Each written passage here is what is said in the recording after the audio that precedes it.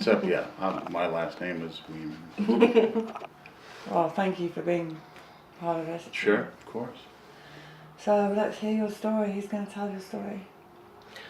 Well, when she was 13 years old, we were going to, I took her to the doctor for a well checkup, and they recommended that she get the Gardasil vaccine. And she had been diagnosed with diabetes a year before, and they told me that now she had diabetes and a weaker immune system. It was imperative that she got every vaccine that came out.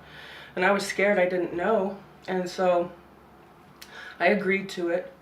And she was going to go to Germany that summer by herself with her grandfather and spend 4 weeks out there.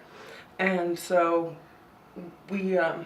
she was okay. She went to Germany, and I was afraid that she was going to be so shy and not be able to ask for juice or something if she needed it.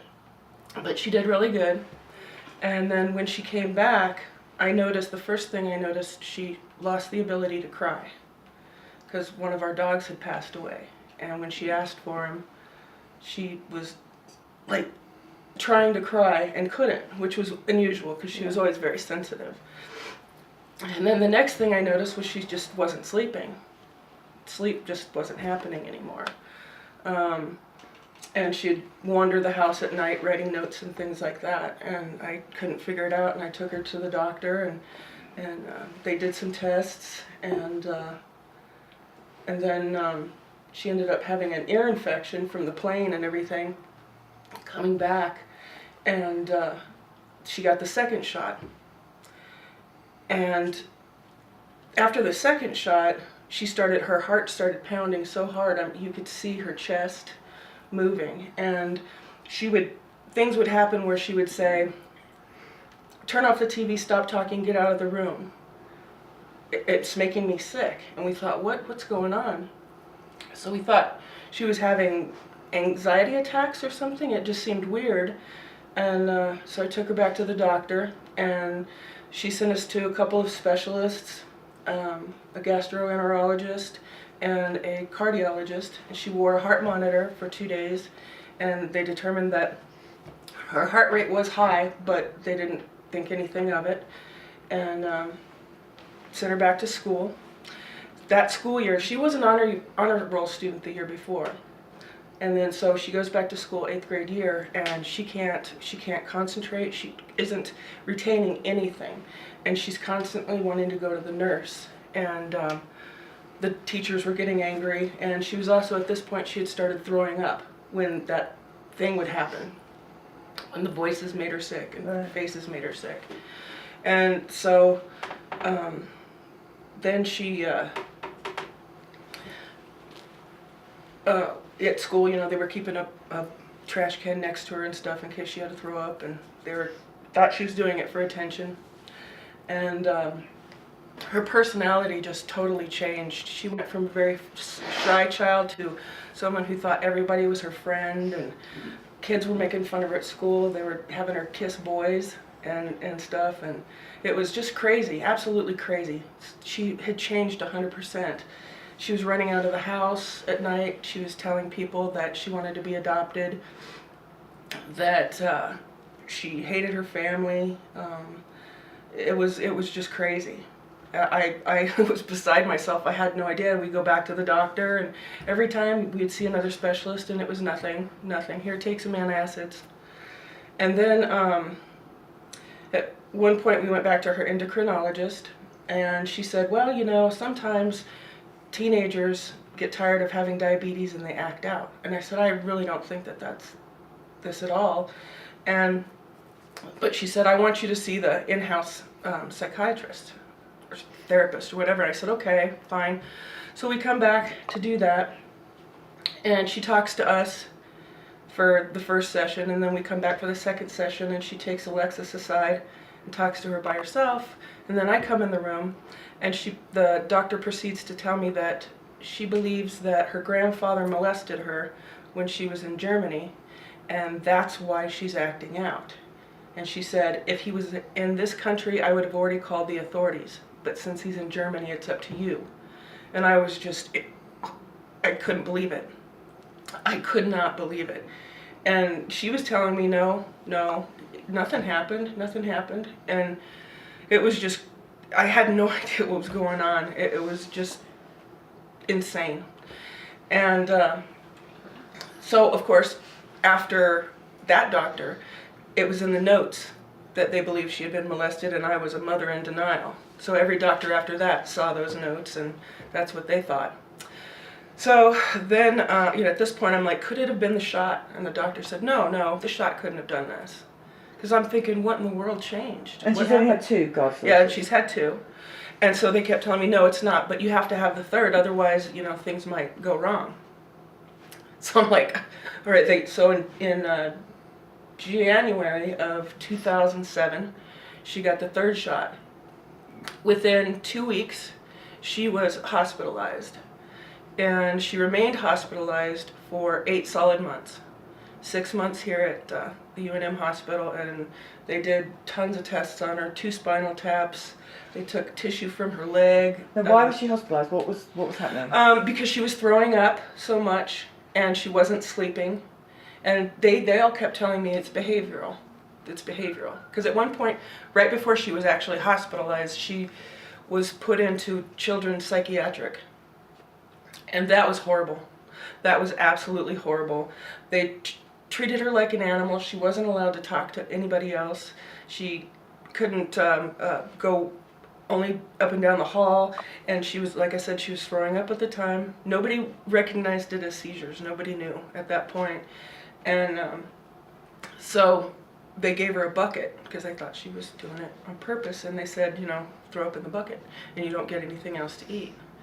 Well, she was there for 3 days, and they called me, and they said, we just witnessed something very disturbing. And I said, what's that? And they said, she's eating the vomit out of her bucket.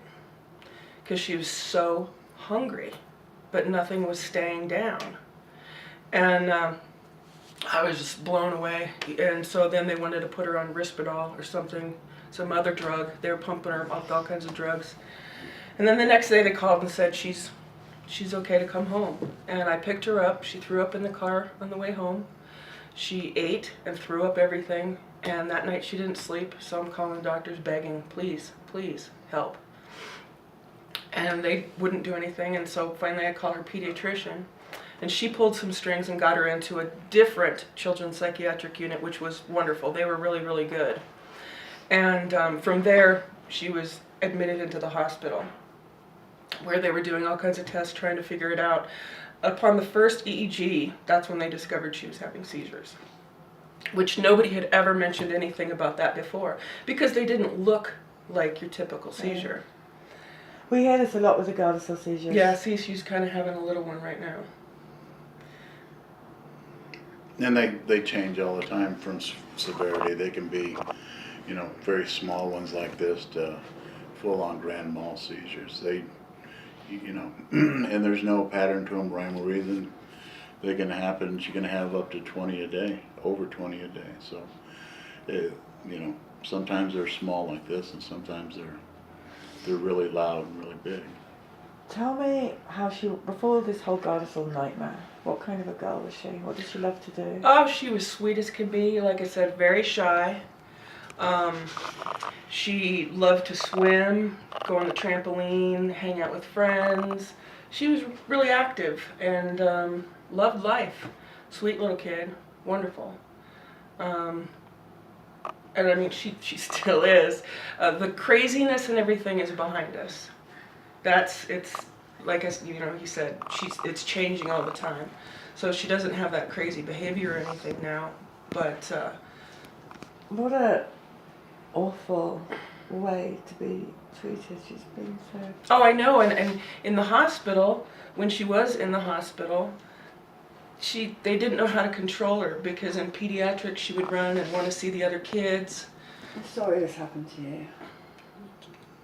Oh, sweetie.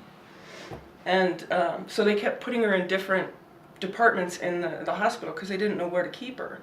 And at one point they had her, where they keep belligerent drunks and stuff. And I would go in the room and they'd have her 4-point restrained to the bed, strapped down, because, you know, she was trying to kick. This is and, such an awful way to treat a human being. and she's 15 years old at that point. She's 15, and I was, it just killed me. I hadn't, never in my wildest dreams could I have imagined anything like that. And so, like I said, she was hospitalized for 6 months there, and they did every kind of test, spinal taps twice. She had plasmapheresis, IVIG, all kinds of stuff. Infectious disease, everything was tested. And all they could determine was something caused encephalitis. And the encephalitis caused brain damage and the seizures. But there's not a specific spot. Like when she turned 16, she started begging for brain surgery. She wanted her brain better. And I'm like, what 16-year-old kid begs for brain surgery? So they can't pinpoint any spot because the seizures are everywhere. Does anyone agree with you that this is a Gardasil injury? Yeah, I've had a couple people. It's been hard because most people say no, it's not. They don't even investigate, they just say no. Yeah, no, it couldn't be, no way. But there have been a couple that agree with me and say that yes, those things do happen. And so what's a day like? What's a day like for you? What can you? Is it just like this?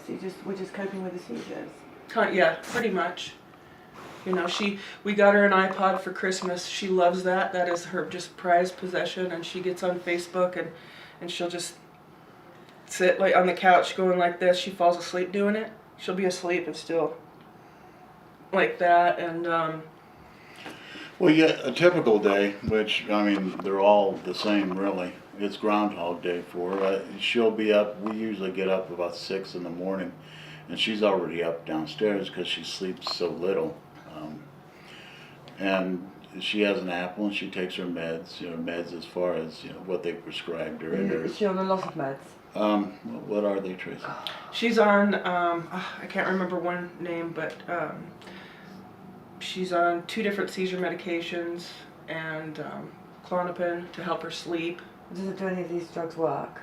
Not really. I mean, in the 9 years that since this happened, we've tried so many different kinds of medications, and some work for a little while, and some make it worse. She was on one last year where she'd be standing up talking to you in the kitchen, and there was no warning, nothing whatsoever, and she would just fall flat on her face, just having a seizure. It's a terrible vaccine. Yeah. So after breakfast, then her mom gives her a bath, and then she has to be assisted in that way. And then after her bath, I mean, that's really the highlight of the day. Really, from there, the only thing that she's able to do is just exist. Really, in the shell that she's in of a person. She, you would think, well, there would be some adaptive programs that she would be able to participate in, but she falls asleep often, like she's doing now. She has seizures. She doesn't. She's not able to work independently unsupervised with anything. So there's nothing really outside of the house that she would qualify for. So her mom spends her days with her.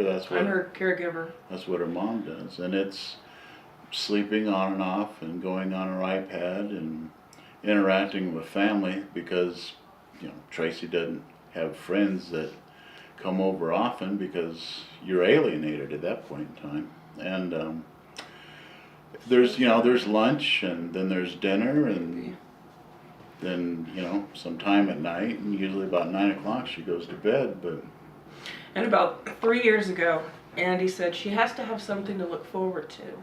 We have to do something. So he told her, you're going to help me mow the lawn.